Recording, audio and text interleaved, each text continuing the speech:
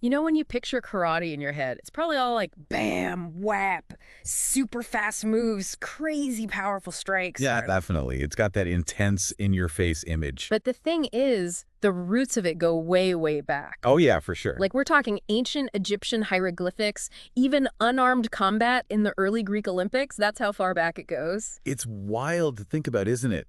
Those echoes of unarmed combat, like across all these ancient cultures, it's like some fundamental human thing. Total self-preservation. Wait. Totally. Even before organized fighting systems were really a thing. Okay, but hold on, because we're about to go deep today, like seriously deep, into black belt karate. We're talking about your sources, the real deal. Absolutely, yeah. This isn't just a quick overview. We want to really get it, the history, all those different styles, and what that black belt really means. It's a whole journey, for sure. Our mission here is to pick out the most important stuff, give you a clear picture. Yeah, and make it interesting, too, right? Totally. So we've got this awesome guide, Black Belt Karate. This thing covers it all. I mean, everything. It does. It's incredibly thorough. You got history, philosophy, even the nitty-gritty, the techniques, training, and even competition rules. We're talking like the preface, the intro sections, all the fundamentals, competition stuff, even those appendices at the back, everything. So whether you're thinking about taking up karate yourself, just curious about the history, or just want to understand it better, this is for you.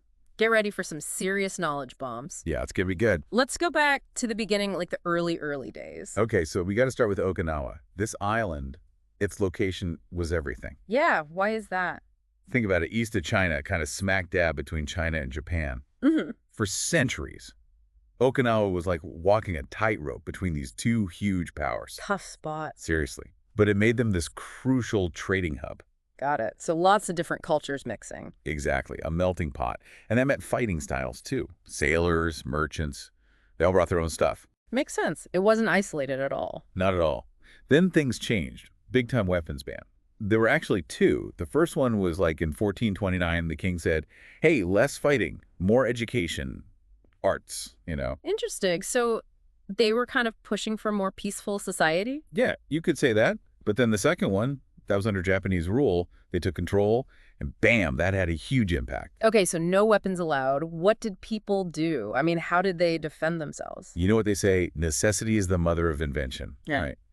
So the Okinawans, they started developing unarmed combat techniques, but in secret. It was hush-hush, like an underground thing. Wow, almost like a forbidden art. So what was it called? It was called Okinawan Te, which basically means hand. Simple, but powerful. Straight to the point. And I'm guessing this is where those different styles we hear about started popping up, right? You got it. Okinawa had these three main cities, Shuri, Tomari, and Naha. And each one kind of developed their own flavor of te. Ah, so like regional specialties. Exactly. Like Shuri te, they got known for being super fast, agile, real quick movements. And Naha te and Tomari te, they had their own things going on too. So then how did this local Okinawan thing make it to mainland Japan? Well, it's a good story. So there's the Russo-Japanese War in the early 1900s. Oh, wow. Yeah. Pivotal time. Right. Japan was drafting a ton of Okinawans for their army. And there's this Japanese army doctor, a super observant guy, and he notices a lot of these Okinawan soldiers are in ridiculously good shape. Like unusually fit. Exactly. And he's like, what's going on here? So he starts digging around and finds out they've been training in Tei this whole time. Makes sense. Military minds would see the advantage there. For sure. Yeah. The Japanese officials in Okinawa are like, whoa, this could be good for our military. So, boom, 1902, they make Tei officially part of the physical education program at Okinawan schools. Wow. So from secret training to legit school curriculum, that's a big leap. Huge. And get this, around this time, Tei started being written with these Japanese characters. That could also mean China hand art. Interesting. So there was already a connection being drawn back to Chinese influence. Then we get to Gichin Funakoshi, right? The so-called father of modern karate. How does he fit into all of this? He's the man. Really changed the game. So Crown Prince Hirohito, he visits Okinawa, sees a karate demonstration, and he is blown away. Impressed, right? I bet. So the Japanese Minister of Education, he says, we need to bring an Okinawan expert over to Japan to show this off. And that's where Funakoshi comes in. So he was like the chosen representative But the book says he wasn't necessarily the best fighter around at the time. Yeah, that's interesting, right? They actually chose him more because he was a well-respected teacher, spoke Japanese really well, and came from a good family. It was about more than just fighting skills. It was being a good ambassador. Totally. Like, this guy will represent Okinawa well, and then gets to Japan, and bam, he starts making changes, big changes that turn Okinawan Te into the karate do we know today. Oh, wow. What kind of changes are we talking? Well, first, he connected with Jigoro Kano, the guy who started judo. And he was like, I like that uniform. So he adopted something similar for karate, the gi. Makes sense. A uniform brings a sense of unity. Yeah, and structure. Yeah. He also liked Kano's ranking system, the Dan system, which gave us the black belt. Ah, the iconic black belt. It all comes from that. Yeah. But the coolest thing, Funakoshi changed the meaning of kara, the name itself. Hold on. So it meant something different originally. It did. At first, it was written with characters meaning China hand, but in 1933, he switched them to characters meaning empty or void. Then 2 years later, he went and replaced jujutsu, meaning art or technique, with do, meaning the way. So it literally became the empty hand way. Exactly. But empty wasn't just about not using weapons, right? It was deeper than that. So much deeper. Funakoshi was all about mental clarity, getting rid of your ego, that kind of thing. He said karate wasn't just about your body, it was about your mind too, building character, being humble. So powerful. It's almost like a philosophy for life. Totally. And after that, karate do, it just exploded, went global. Yeah. How did that happen? Well, after World War II, the American occupation of Japan, that's when a lot of Westerners first saw karate do. And then you've got Vernon Bell, he brings it to the UK. Okay, so it starts spreading through Europe. Yeah, and soon Japanese karate masters are being invited to teach all over the world.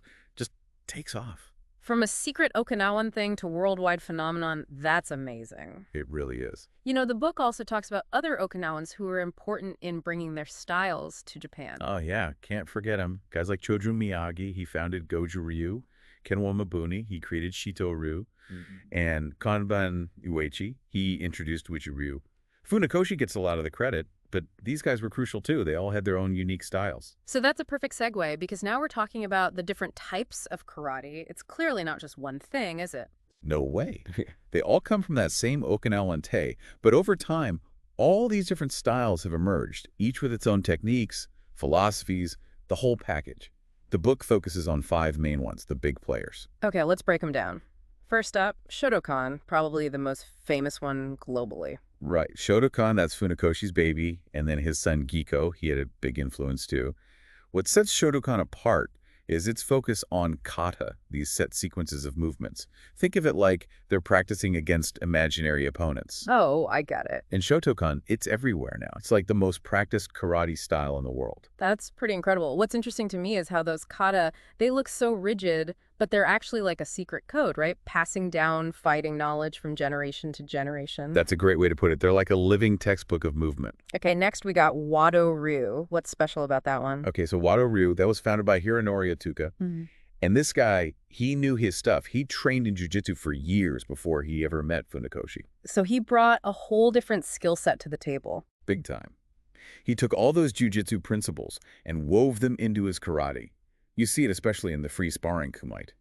It was different from Funakoshi's way, which was more kata-focused at first. So Otsuka, he wasn't just adding jiu-jitsu techniques, he was blending the whole philosophy of yielding and redirecting. You got it. It's not about head-on confrontation, it's about using your opponent's energy against them. That's the jiu-jitsu influence shining through. So it's more about fluidity and adaptation. Absolutely. Wado-ryu is all about flowing, moving with your opponent, redirecting their force. That's where Otsuka's jiu-jitsu background really comes into play, all that body shifting and joint manipulation. Then there's Goju-ryu. And the name itself, hard, soft school, tells you a lot, right? It's all about balance. Exactly. Goju-ryu, founded by Chojo Miyagi, is all about that interplay between hard techniques, think powerful punches, closed fists, and soft techniques.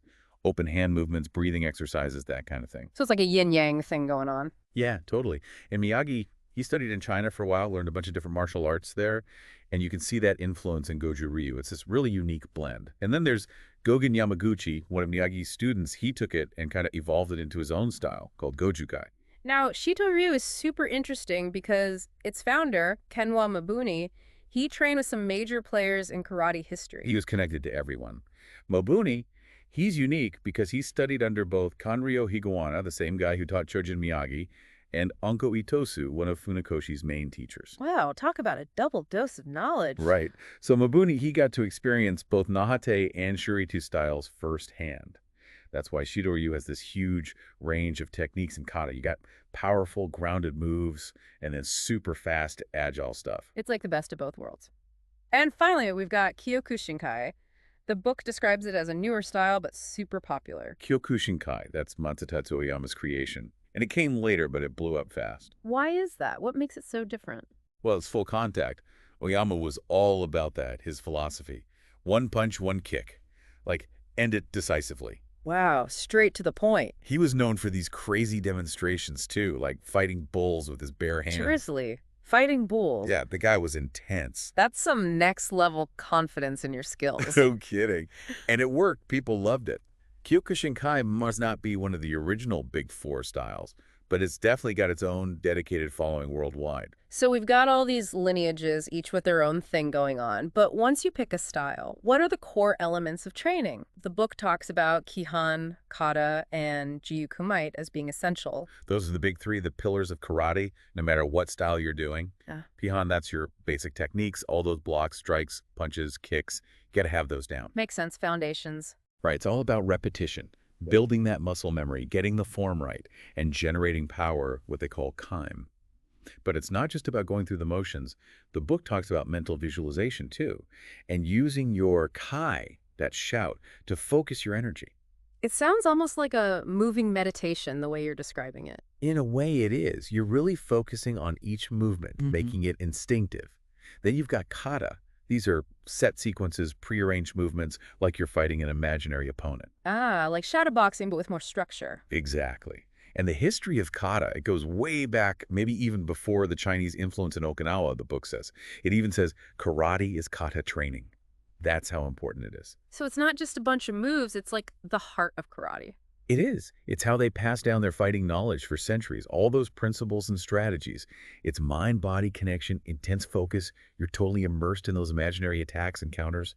It's about uniting your mental intention with your physical actions. Powerful stuff. And then there's Jiu-kumite, which basically means free fighting. This is where you take everything you've learned and actually apply it, right? That's it. Jiu-kumite, it's where students can test their Kihon and kata in a more realistic setting. Sparring with a partner. I bet that's intense. Oh, yeah. It usually starts slow, controlled, but as you get better, it gets more complex, faster, more dynamic. The book stresses the importance of control, though. No dangerous techniques, got to keep it safe. But challenging, definitely challenging. So you got your basics, your forms, and then you put it all together in free fighting. It's like a complete system. Exactly. It built a well-rounded karateka. Now, for many people, the goal is that black belt. But what does it really mean? The black belt, it's more than just being good at fighting. It means you've reached a high level of skill. You can defend yourself, even against someone with a weapon. It shows you understand the whole fighting system. It's like a mark of mastery. But the book makes a good point. Getting the black belt isn't the end. Nope, not at all. They say it's actually the first rung on the ladder of learning. So it's just the beginning? In a way, yeah. Okay. It means you've got the basics down, but there's a whole world of knowledge and skills to explore beyond that. It's a lifelong journey. And it's not just physical, right? There's a whole character development side to it. Oh, yeah. Huge. A black belt, they should be calm, in control of their emotions, disciplined. The book actually questions giving black belts to very young kids because they might not have the maturity yet. It makes sense. It's about more than just the moves. So how does the ranking system work? That comes from judo, actually. Funakoshi took the Dan ranking system from them. It started as a black sash, but when the karate gi became standard, it became the black belt. I see. And nowadays, you've got the WKF, the World Karate Federation. They're like the main governing body for sport karate, even though karate's had a bit of a back and forth with the Olympics. Yeah, not a smooth ride. Right, but the WKF, they set standards, often endorse gradings in clubs and groups around the world. So if you get a black belt from a WKF-affiliated place, it's generally recognized. So it's got that international credibility. Let's talk competition. The book talks about two main rule sets, Shobu Ippon and WKF rules. What's the difference? Okay, so Shobu Ippon, that's like the old school way, more traditional. It's all about getting that 1 point Ippon. You can get a Wazari, which is like half a point, But the goal is to land a clean, powerful technique with control and end it right there. Sounds decisive. It is. A lot of traditional karate guys love Shobu-Ippon because they think it's truer to the spirit of Budo, the martial way, Right. that whole idea of a single decisive strike. And the WKF rules, those are more modern, more detailed. Yeah, they've got a more complex scoring system. You got to Ippon 1-point Nihon, 2 points, and Sanbon 3 points. It depends on the technique and how well you execute it.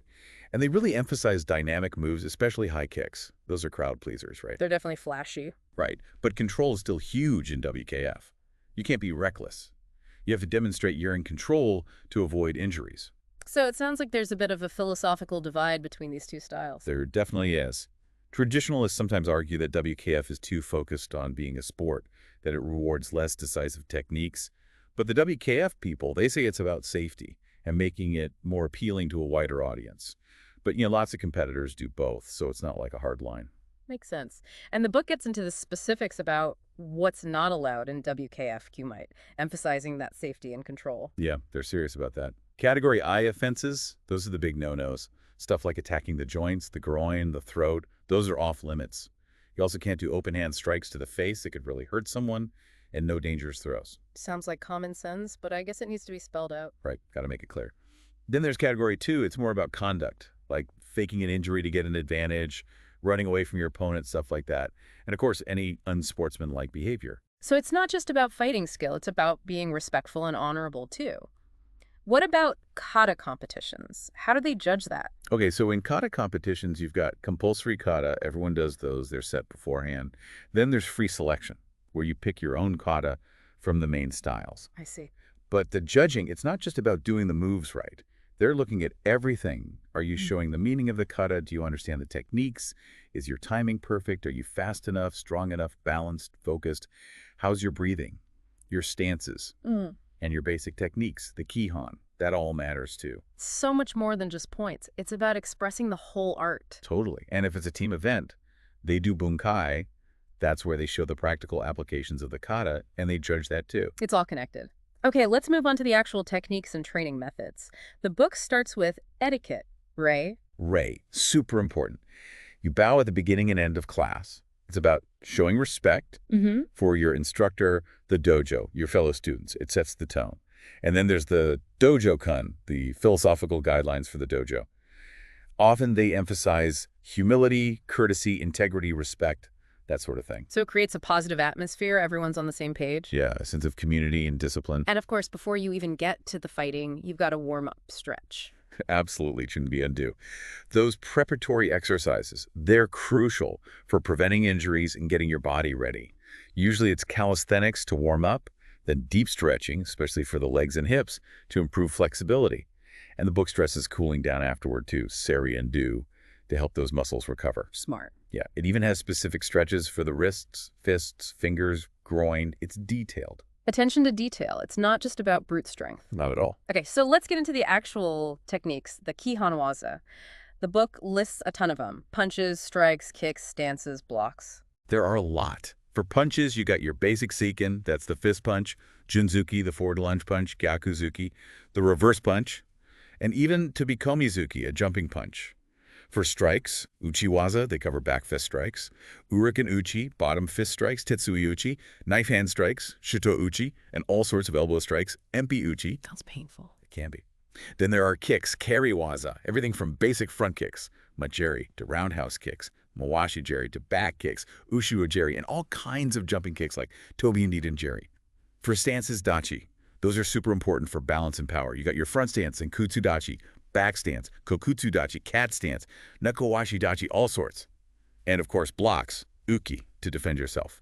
Upper block, joden-uki, lower sweeping block, gedan-barai, inside block, uchi-yu. It's a whole vocabulary of movement. I bet it takes years to master all of those. It does. You need to practice them over and over, and that's where the basic drills come in. So you're not just learning individual moves, you're putting them together. Exactly. Basic drills, they're also just called Kihon, and they involve practicing those techniques in different combinations, sequences. It's about getting the form perfect, building speed, power, coordination. They cover drills for punches and blocks, all sorts of striking techniques to hit different parts of the body, escaping grabs, they call those nogari waza, like how to break free from a throat grab. Then there's hente waza, where you block and counterattack in one move, and ohayo gumite, or yakusoku gumite, where you work with a partner practicing specific attacks and defenses. It's like a whole choreography of combat. Exactly. And I have to ask about this. The makiwara, everyone's heard of it, that padded post for striking. What's it all about? The makiwara, that's old school, but it's still relevant. The book says it's the best way to perfect your punching technique. It toughens up your wrists, knuckles, and helps you transfer power from your hips into your strikes. Makes sense. You've got punching bags and pads now. Those are good. But the makiwara, it gives you a different kind of feedback. The book also mentions tamashiwari, breaking boards. It's seen as a test of your spirit, your focus, your technique. So it's not just about smashing stuff, it's about precision and control. Right. We can't forget kata training. The book says it becomes like a moving meditation. More than just the moves. Way more. Kata training, it's about getting those principles ingrained, understanding the applications, the energy flow. It's all connected. And bunkai, that's a big part of it. That's where you analyze the kata, figure out what those moves are actually for, how you'd use them in a fight.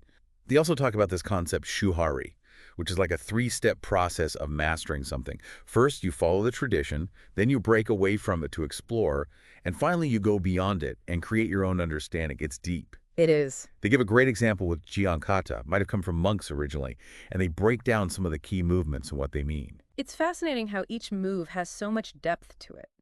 The book also talks about using karate techniques, karate waza, for self-defense, and it even gives an example. Yeah, they show you how to use mawashi-uke, that circular blocking technique, not just to deflect an attack, but to lock your attacker's arms at the same time. So it's practical, it's not just theoretical. Right.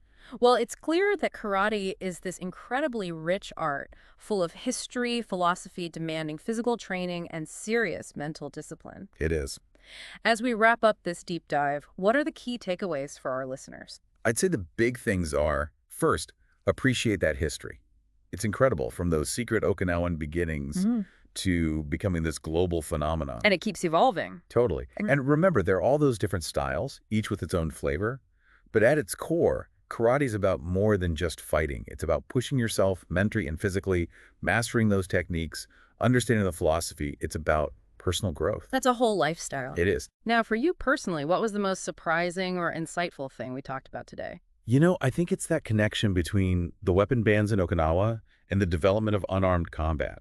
It shows how sometimes limitations, restrictions, can actually lead to incredible creativity. Necessity breeds innovation. So, listener, think about it for a second. What about karate's journey, its philosophy, its training resonated most with you? We hope this deep dive has inspired you to learn more. Maybe check out some local dojos, see what styles they teach, or dive into the history, learn about the masters who created this art. There's so much to explore. And to leave you with one final thought, something to ponder. We often think of karate as a fighting art, but as we've seen, it's so much more than that. It's about history, philosophy, personal growth. So the question is, what does it truly mean to be unarmed, not just physically, but mentally and spiritually as well?